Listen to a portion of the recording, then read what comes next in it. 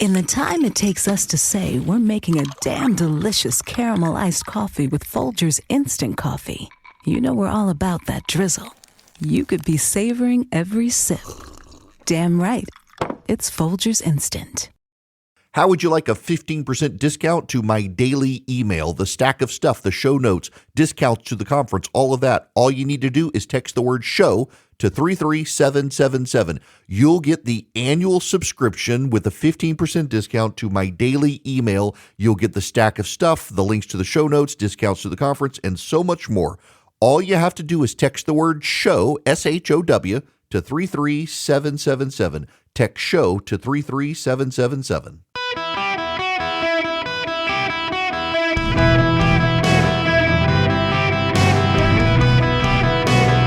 Welcome to the Eric Erickson Show podcast, Hour 2. My fellow Americans, welcome. It's Eric Erickson here. I hope you're doing great today. The phone number, if you want to be on the program, 877-973-7425. We got to explore what Joe Biden is doing with legal protections for undocumented spouses and children. The New York Times is reporting thusly: President Biden will announce sweeping new protections for hundreds of thousands of immigrants who have been living in the United States illegally for years, but are married to American citizens, officials familiar with the plan said. Mr. Biden will detail the policy at the White House on Tuesday, while marking the 12th anniversary of the Deferred Action for Childhood Arrivals, or DACA, which protects people who came to the United States as children from deportation, the officials said. They spoke on the condition of anonymity to discuss a policy that has not yet been formally announced. Under the policy, undocumented spouses of U.S. citizens will be shielded from deportation, provided work permits, and given a pathway to citizenship.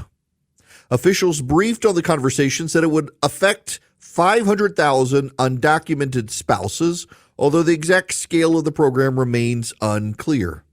Marrying an American citizen generally provides a pathway to citizenship, but people who crossed the southern border illegally, rather than arriving in the country with a visa, must return to their home countries to complete the process for a green card. This means separations from spouses and families. The new program would allow families to remain in the country while they pursue legal status. All right.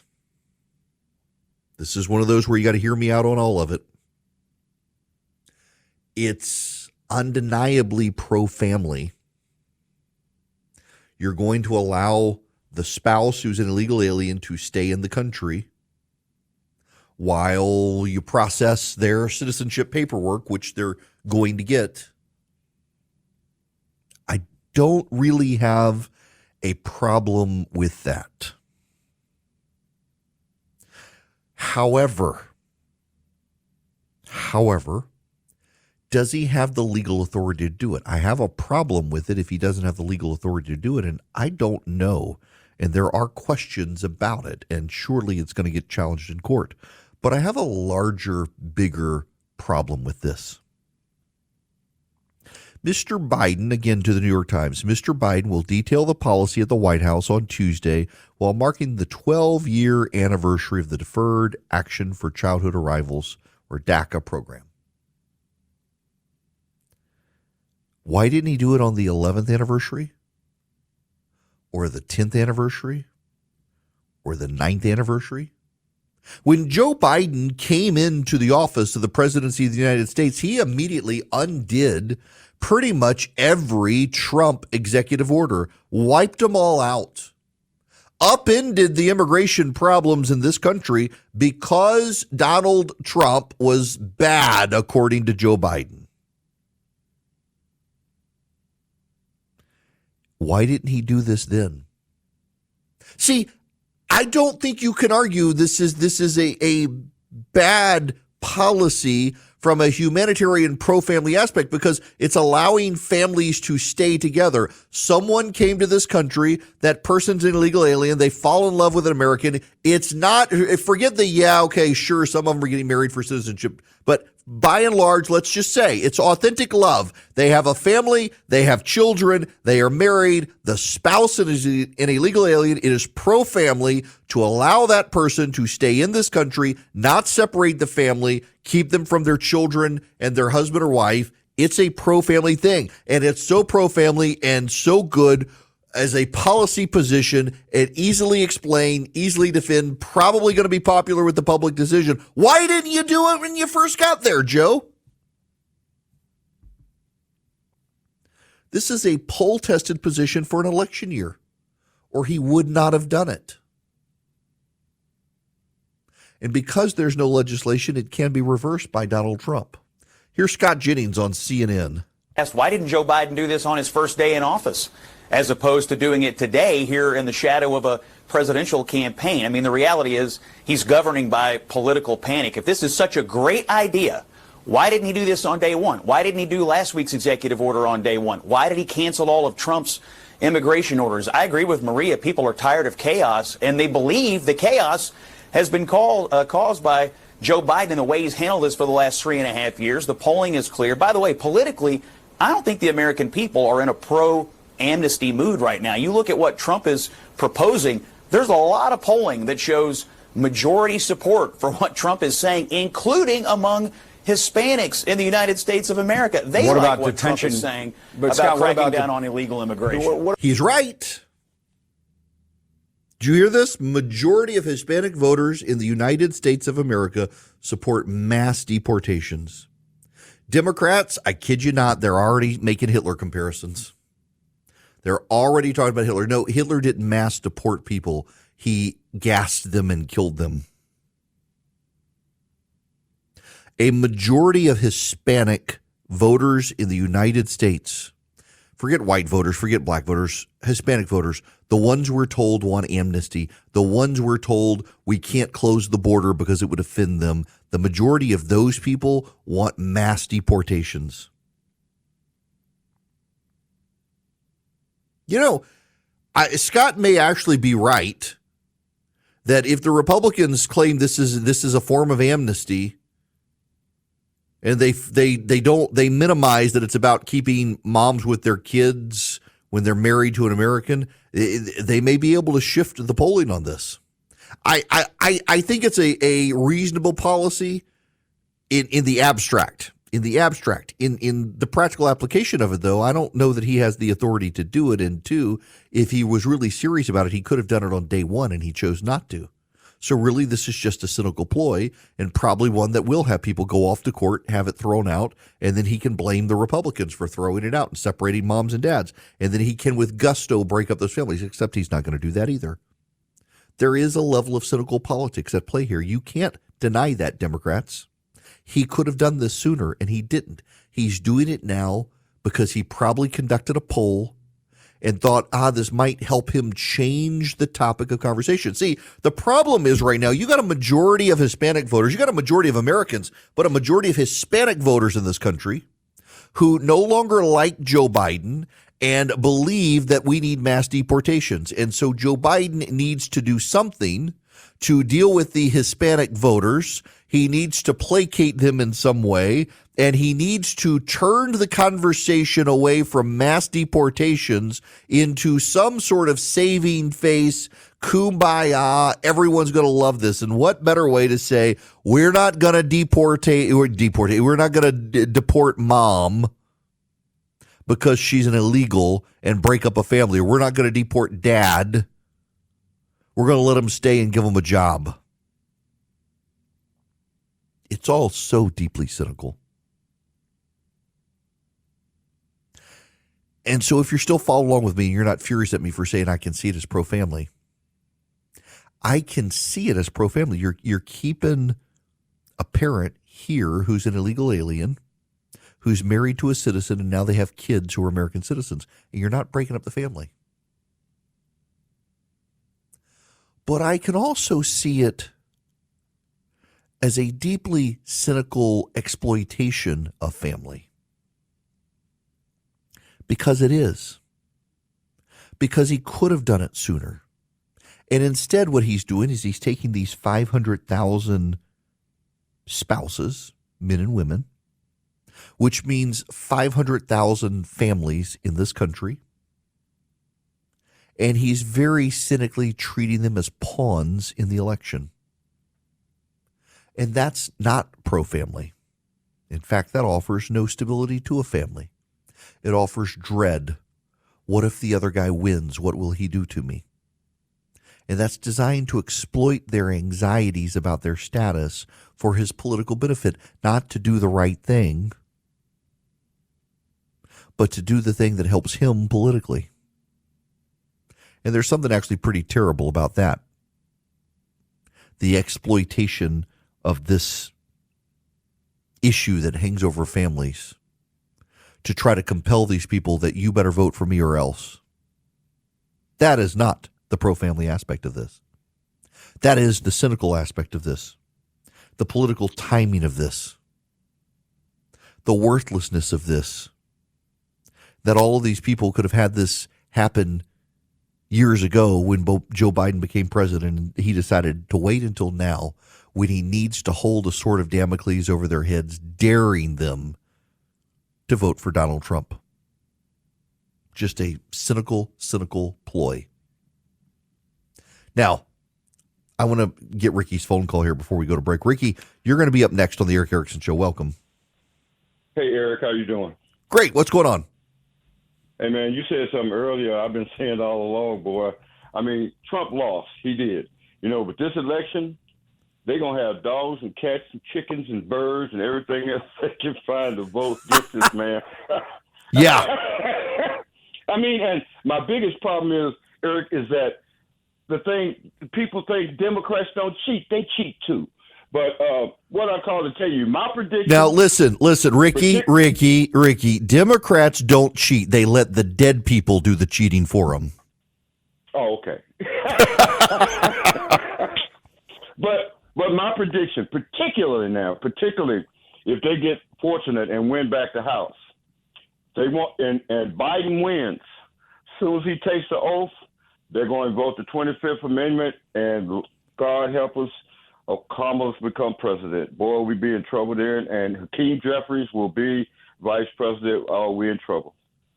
Okay, so I'm glad you bring this up. I don't know that they will do the 25th Amendment in this regard. I actually think that Biden will step aside. I think if he wins, Biden will say, you know what? I've done it. I stopped Donald Trump. Here's my pardon for my son. America, see you later. I don't think they'll ever have to get to the 25th Amendment option. I think he will walk off into the sunset thinking that his legacy is secure, that he beat Donald Trump. The reality, however, Ricky, is that Joe Biden has such a chip on his shoulder over the Democrats telling him he shouldn't run, that he can't win, blah, blah, blah, blah, blah, blah, blah, blah, blah, that if he does win, that he's going to want to stick it out for a little while. It's all about the chip on his shoulder. He's a man who has something to prove, and his wife is intent on him proving it. It's, by the way, not a recipe for success. It is fundamentally not a recipe for success, but this is what he's got.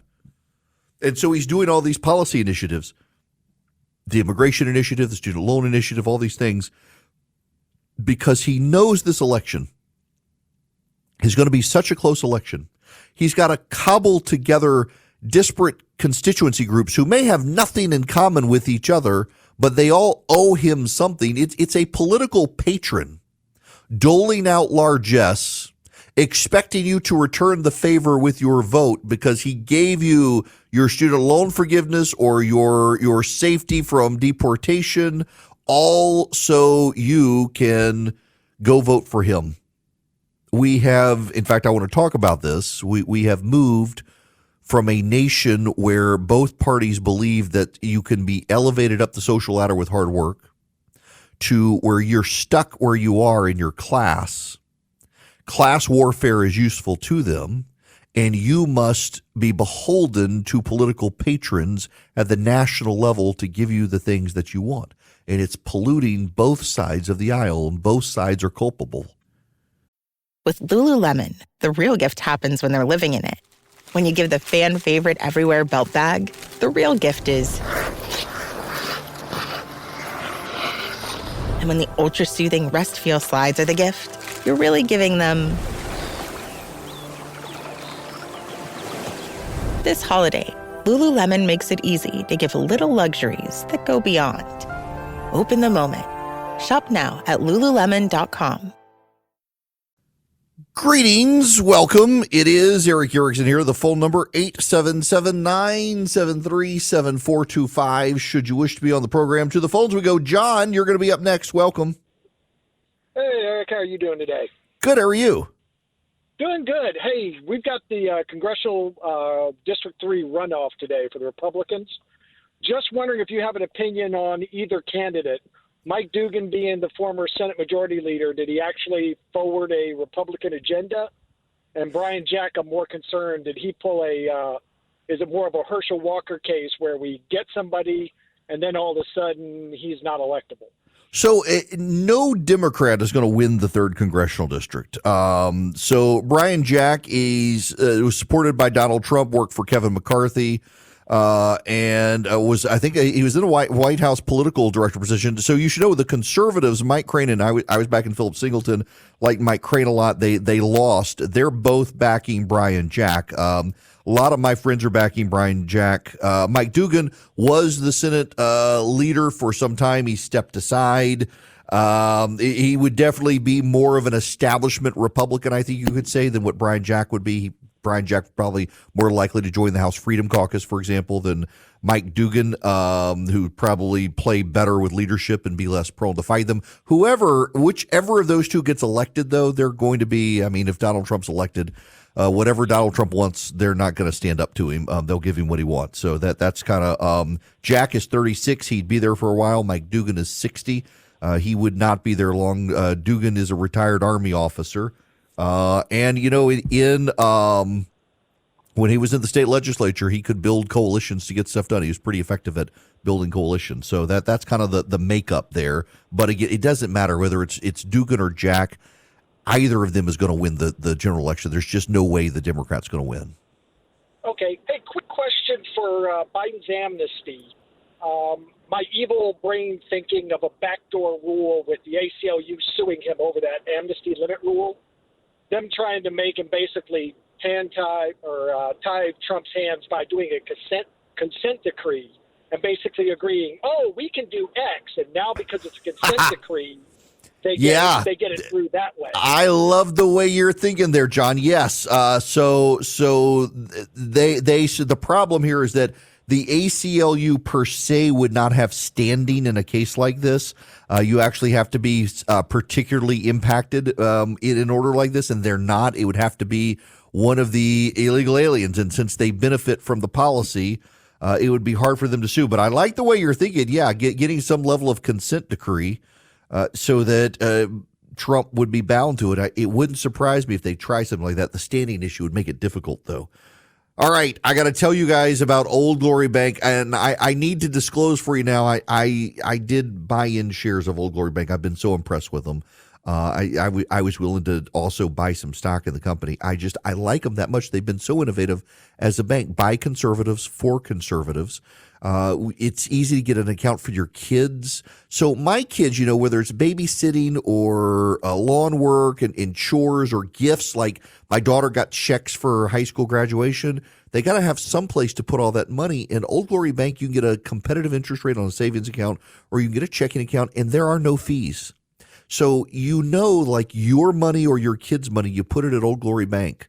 They're not going to get eaten alive with bank fees. OldGloryBank.com. You can get an account less than 8 minutes online. I filled out the form online, got my account a year ago. They've been so great. Their innovative bill pay app, their debit card management, it's all so great. OldGloryBank.com. You can go sign up. OldGloryBank.com. Member FDIC, equal housing lender. Terms and conditions apply. This episode is brought to you by Amazon Prime. There's nothing sweeter than baking cookies during the holidays. With Prime, I get all my ingredients delivered right to my door, fast and free, no last-minute store trips needed. And of course, I blast my favorite holiday playlist on Amazon Music. It's the ultimate soundtrack for creating unforgettable memories. From streaming to shopping, it's on Prime. Visit Amazon.com/Prime to get more out of whatever you're into. Oh, my. All right. Might as well tell you. Here's the internet rumor of the day that Joe Biden is going to replace Kamala Harris with Hillary Clinton and then step aside so Hillary can be the presidential nominee and then bring Kamala Harris back as the Democrats' vice presidential nominee. This is not Democratic rumor. This is Republican fan fiction. Oh my gosh. All right. I'm going to go down this road. This is enough to trigger me to do something like that. I believe very strongly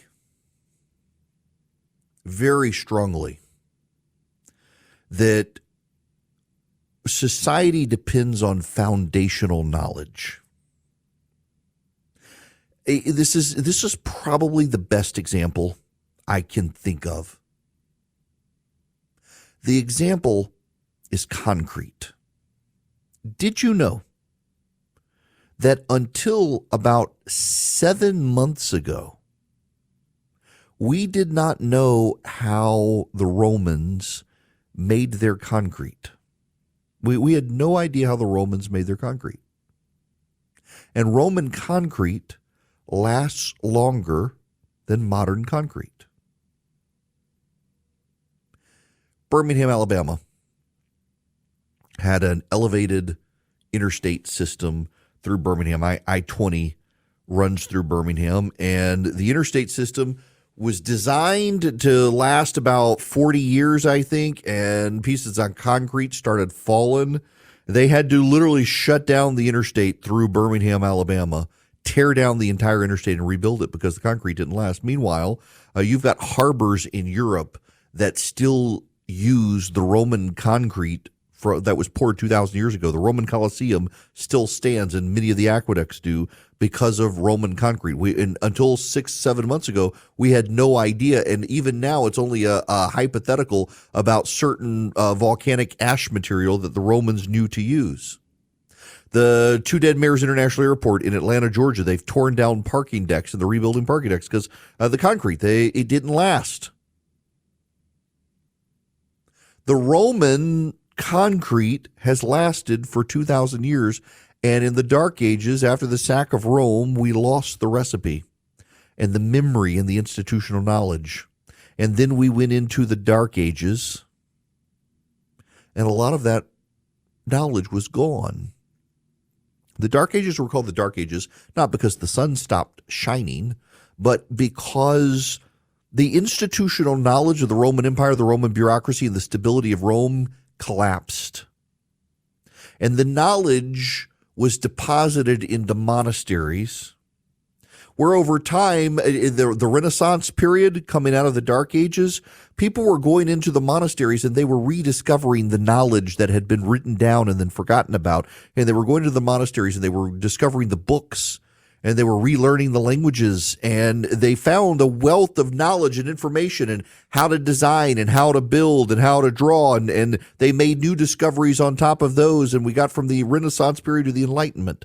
And we kind of, in the Enlightenment, came to this period of understanding. While, yes, there are metaphysical and theological constructs there about challenging God and God is dead and we're God and all that, one of the bottom line points is that what we remembered, what had been forgotten, is that there are foundational bits of knowledge a society needs to know. You know, one of the things that brought down everybody was saying, this one thing that I'm obsessed about is what brought down the Roman Empire. You know what, what's his name who wrote the history of the decline and fall of the Roman Empire said? Christianity brought down the Roman Empire. There's actually a lot of truth to it.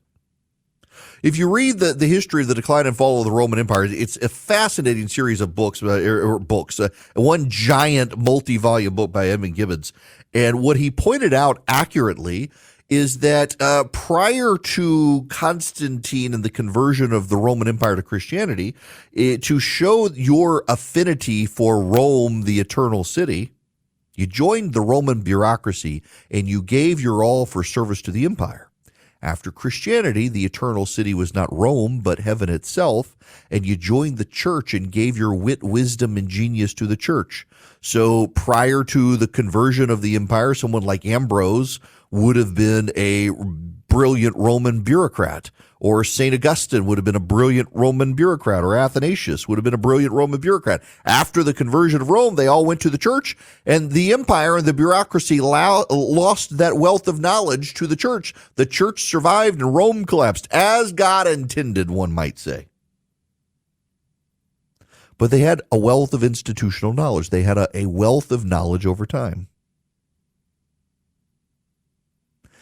And I'm worried we're returning to the dark ages intellectually in this country. And what's wild is that on the right, it's a loss of basic understanding of economics. And on the left, it's a loss of basic understanding of biology. Now, for those who don't know,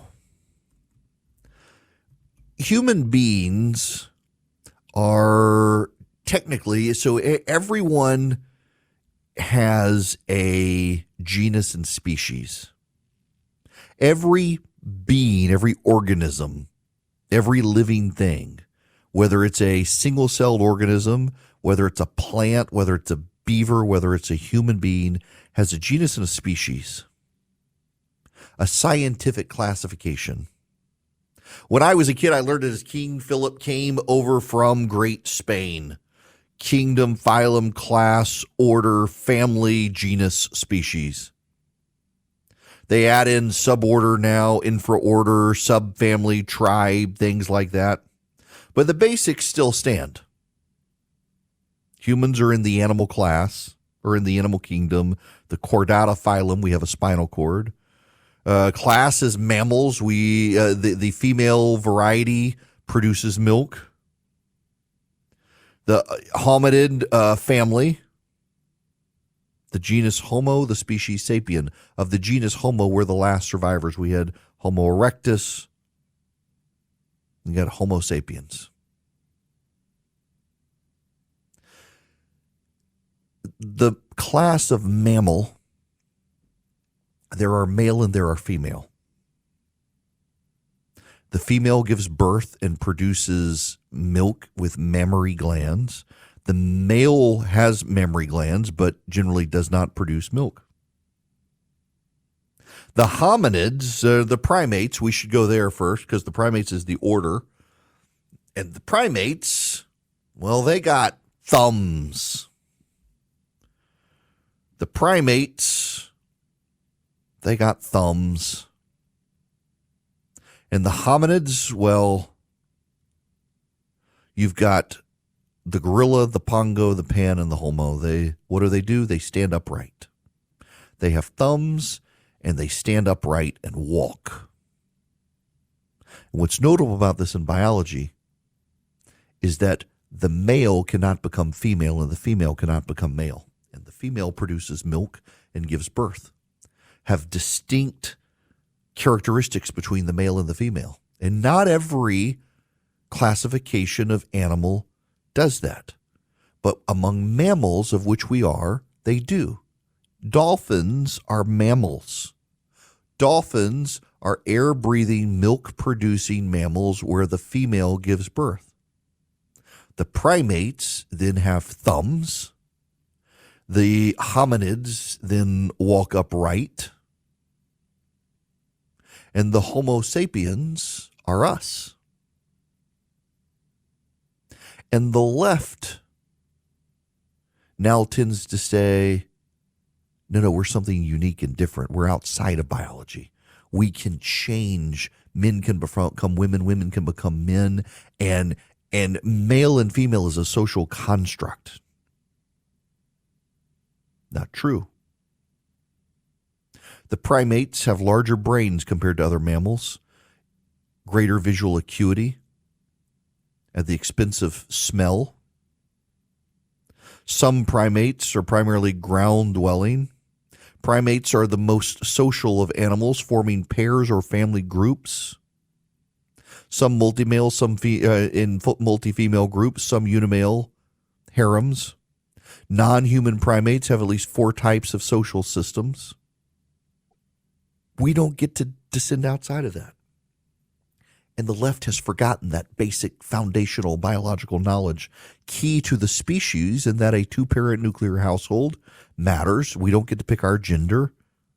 It's basic biology. The right is doing the same thing now on economics. It's kind of wild. The left is cultural and the right is economic, and together they're going to destroy the working class and the middle class.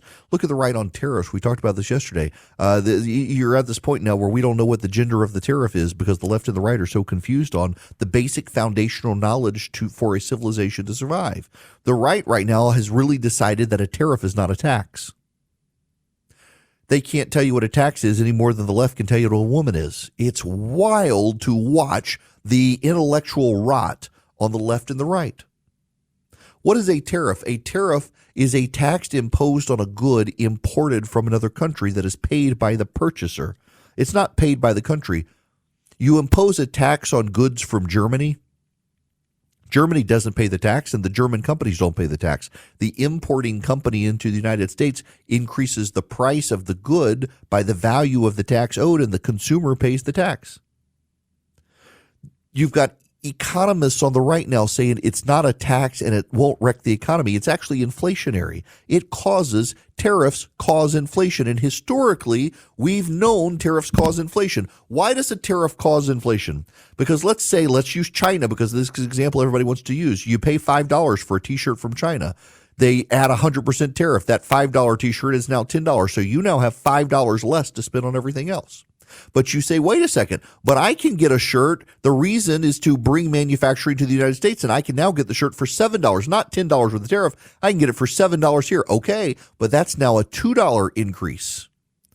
$2 increase in inflation. So now you're in this wild situation where the left can't tell you what a woman is and the right can't tell you what a tax is, and the right can no longer be honest and tell you that this is inflationary while consistently telling you that Joe Biden is to blame for inflation. And by the way, a tariff is a tax on the poor and the working class at a time the right wants to get the working class on their side. It's insanity within both sides. And here's the common denominator. I think I put my finger on the common denominator.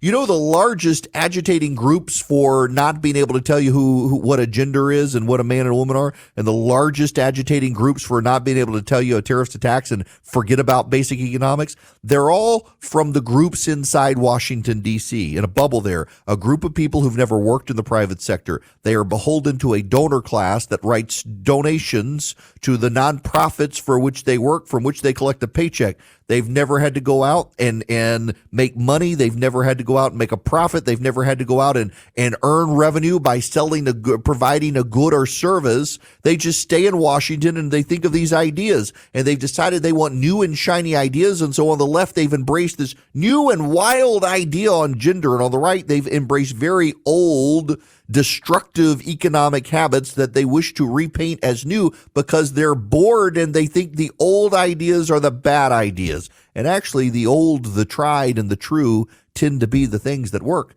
But you can't sell that as easily, and they've broken their brains, and they will, all of them, left and right, take civilization down into the gutter with them, and we will return to a dark age as you see it happening.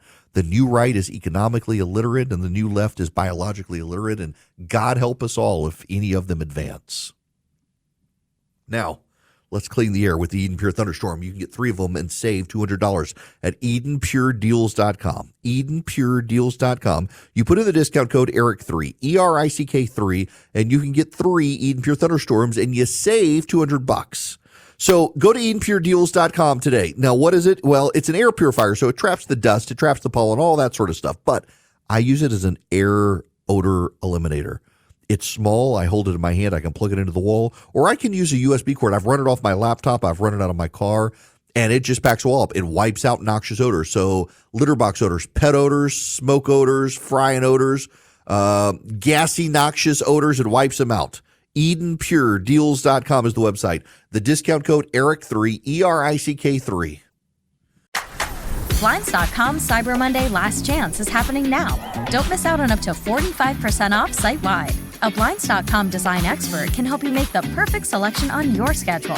We can handle everything from measure to your whole home installed for one low cost. With over 25 million windows covered, Blinds.com is the #1 online retailer of custom window coverings. Save up to 45% site-wide, plus a free professional measure right now at Blinds.com.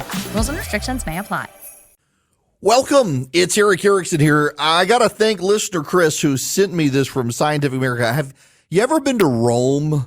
The Pantheon in Rome is, to this very day in the 21st century, in the year of our Lord 2024, is still the largest unreinforced concrete dome in the world. The Romans were able to build it. 2,000 years ago, they built the Pantheon. Think about that. 2,000 years ago, roughly, they built the Pantheon, and it's still standing. It is the largest unreinforced concrete dome in the world, and scientists for years have wanted to know what was the secret that allowed concrete structures like the Pantheon and the Colosseum to last over 15 centuries. So there's a guy, he's a scientist at MIT, Admir Masick, says he's been fascinated with an unusual deposit in Roman concrete of the era. Says the presence of lime clast was attributed to low quality, and that bothered me because the Romans put so much effort in making outstanding construction material. Following all the detailed recipes that have been optimized over the course of the century, why would they put so little effort into ensuring it was mixed right? Well, there had to be more to it, and so he started researching it, and it turns out that these lime clasts, these deposits that are considered impurities in modern concrete making, actually cause the concrete to self-heal. His team produced samples of what it called hot mixed concrete using the Roman and the modern methods. After the materials hardened, the scientists deliberately cracked the samples and ran water through the cracks. For the sample using the ancient mixing technique, the cracks completely healed within 2 weeks and no more water flowed through the material. The lime clasts had aided in a chemical process called self-healing. The identical chunks of concrete made under the modern method had water continue to flow and erode the concrete. The difference is that the scientists believe the Romans used a highly chemically reactive form of lime called quicklime that aided the self-healing process, and it is not used to make concrete today.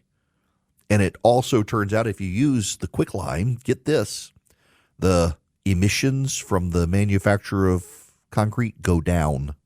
It's actually more environmentally friendly to use the Roman method, and it produces a stronger concrete that self-heals, and it's only knowledge. This story literally is dated January 18th, 2023.